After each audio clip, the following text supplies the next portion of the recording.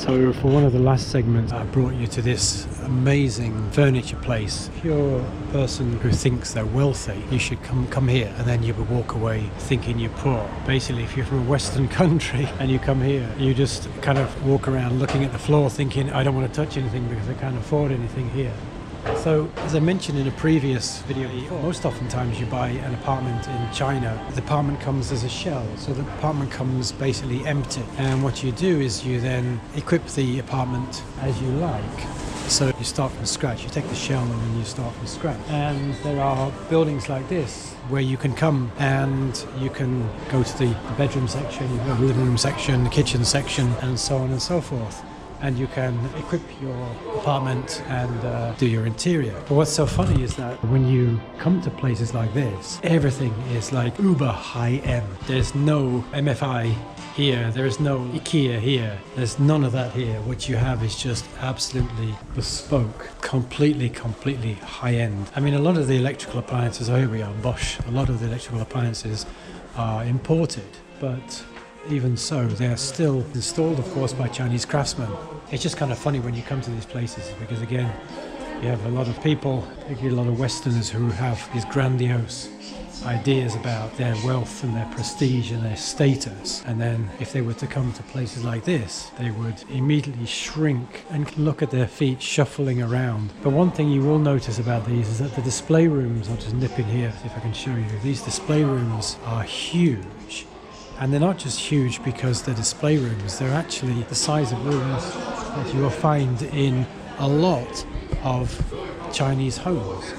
You know, a lot of Chinese homes are incredibly spacious, especially compared to Japanese homes. I mean, Japanese homes, where I live in Japan, I mean, they're absolutely tiny and overpriced. Whereas here, they're probably also overpriced, but huge. So it's just interesting to come to these kinds of places because I've never seen one of these in the United Kingdom that is only aimed at high-end. So it's really interesting to kind of shatter the myth what people imagine about China.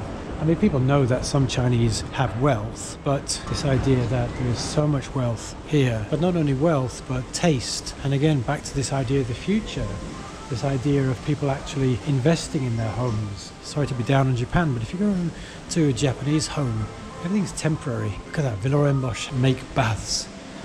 Maybe you knew that, I didn't know that. Everything in a Japanese home is temporary. It's all what they will call ichijiteki. It's basically designed for now and not designed for the future. Because as I mentioned before, Japanese don't really believe in the future. So they only believe in the now. And it's not a Zen thing at all. It's just about being scared about the future, not wishing to embrace it, not wishing to make the future. So everything is very temporary. Everything feels very cheap in Japan.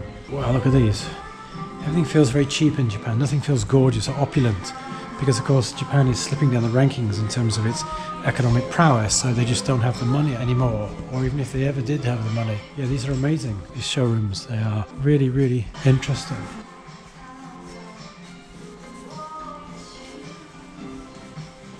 So it's just not just the size of these places, you know, that they're catering towards. It's the imagination of the people who want to invest their hard-earned money in beautiful objects because they care about their homes. And not only that, but they probably wish to pass them on to their children.